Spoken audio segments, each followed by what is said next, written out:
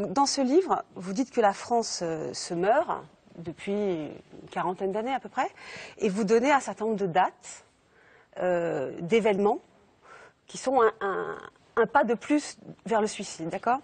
Et donc, parmi ces événements, je vais prendre un exemple. Il y a l'année 1987, où vous évoquez le film de Louis Malle, Au revoir les enfants. Très beau film aussi. Voilà, et vous évoquez la même année le film Shoah de Claude Lanzmann. Et puis par ailleurs, c'est aussi la même année que Le Pen a parlé du détail. Et puis vous dites dans ce chapitre, au fond, quand on était pendant la guerre, Churchill, De Gaulle, dans les mémoires, on ne parlait pas de la centralité du problème juif. C'est même pas la centralité, pardonnez-moi, ils n'en parlent pas du tout. La Seconde Guerre mondiale, il y avait d'autres enjeux pour les acteurs. Non, mais ni dans les mémoires de De Gaulle, ni dans les mémoires de Churchill, on en parle. Bien, non, mais elle vient de le dire. Je ne suis pas en train de vous agresser. Non, mais je vous le dis, c'est tout, c'est intéressant. Calmez-vous, je veux mais je suis très calme. Elle peut continuer, ça m'intéresse. Je vous en prie. Ensuite, vous dites, voilà, à partir de ces années-là, on a commencé par les témoignages, puis par le travail des historiens. On a compris quelque chose qu'on n'avait sans doute pas compris avant, c'est qu'il s'était passé un génocide, et que c'est effectivement quelque chose a posteriori dont on peut se dire que c'était tout à fait central.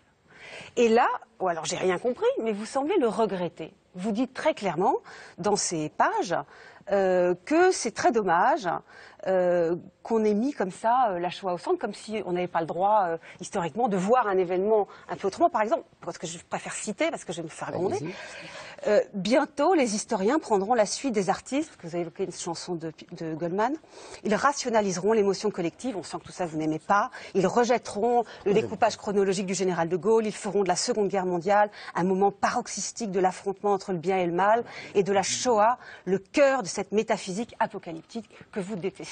Alors expliquez-moi, on n'aurait jamais dû dire que la Shoah c'était un truc assez important? Allez, réponse d'Éric Zemmour. Je note que c'est pas du tout le sujet que vous avez abordé, mais c'est pas grave. C'est une erreur. On y reviendra après. On y C'est reviendra les après. frontières de la pensée. Ah d'accord. Alors je vais répondre. Hein. Je vais répondre. C'est très simple. Et après, moi, je vais dire quelque chose là-dessus. Avec plaisir. Merci Daniel Cohn-Bendit en tout cas pour toute cette aide pendant l'émission. On n'y serait pas arrivé sans passerai David. la caisse après. D'accord. Bon. Donc c'est très simple. Ce que j'essaye d'expliquer, ce que j'essaye d'analyser, même si je ne fais que rationaliser mes affects, c'est que à partir des années 80, on a fait de l'extermination des Juifs le cœur de la Seconde Guerre mondiale, ce qu'il n'était pas. Je pense que c'est une erreur historique, c'est-à-dire que je pense, comme le général de Gaulle, que la Seconde Guerre mondiale est la suite de la Première Guerre mondiale, que c'est la même guerre de 30 ans, comme il disait, et que c'est une guerre pour la domination de l'Europe et du monde. Je pense qu'on a eu tort, historiquement, de mettre l'extermination des Juifs comme presque seul sujet de cette guerre. Et aujourd'hui, dans les cours d'histoire, on n'apprend plus que ça. C'est pas vrai. On apprend quasiment. J'ai des enfants qui sont adolescents. Je suis professeur. Je peux vous dire que dans les livres d'histoire, c'est très intéressant. Tout est passé à la moulinette, sauf cette histoire-là de l'extermination des Juifs, qui est évidemment fondamentale. Ah, quand même. Vous le dites quand même, on est d'accord. Mais ça ne doit pas être central. C'est ça que vous dites? C'est fondamental parce qu'on a voulu exterminer un peuple et des gens. Mais ce n'est pas fondamental pour l'histoire de la Seconde Guerre mondiale. Dans l'histoire de la Seconde Guerre mondiale, ce serait déroulé de la même façon. L'Allemagne aurait gagné au début et perdu à la fin, qu'elles aient exterminé ou pas les Juifs. C'est tout ce que je voulais dire. Alors, c'est à moi. Daniel Cohn-Bendit et ensuite Richard Attias et après on continue. Monsieur l'élève. Oui, monsieur le professeur. Voilà. Non, parce qu'avec ton ton péremptoire, maintenant, ça commence à... Il faut bien que j'essaie de Oui, non, m'exprimer. pas de problème, pas de problème, tu as le droit comme tu veux. Merci. Hein? La chose est la suivante. Le début de la guerre mondiale est la volonté d'Hitler de dominer l'Europe. Il a un projet européen, comme Staline en avait un, et d'autres, etc. S'il a un projet d'européen, oui, ça il l'écrit bien. Hitler, oui, voilà. je suis d'accord. Et Pas Staline comme aussi. Staline. Oui. Staline aussi. Bon, bref.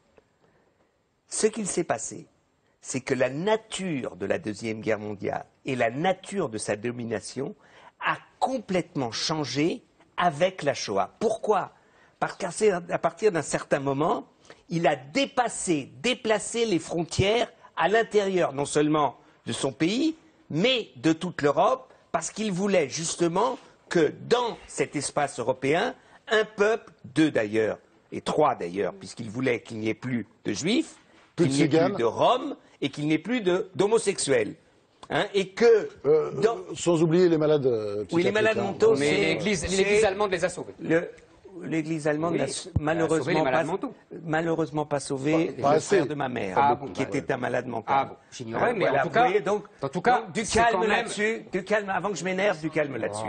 Non, voilà. Ça vaut pas le coup de s'énerver. Non, je veux dire par là que quand on parle de la Deuxième Guerre mondiale et de la Shoah, c'est parce que, même si le début était autre chose, la Shoah, la destruction d'un peuple, de deux, et la volonté d'anéantir, est une nouvelle étape, une nouvelle dimension dans l'histoire. Eh ben, je ne suis pas d'accord. Mais je sais. Et voilà, j'explique un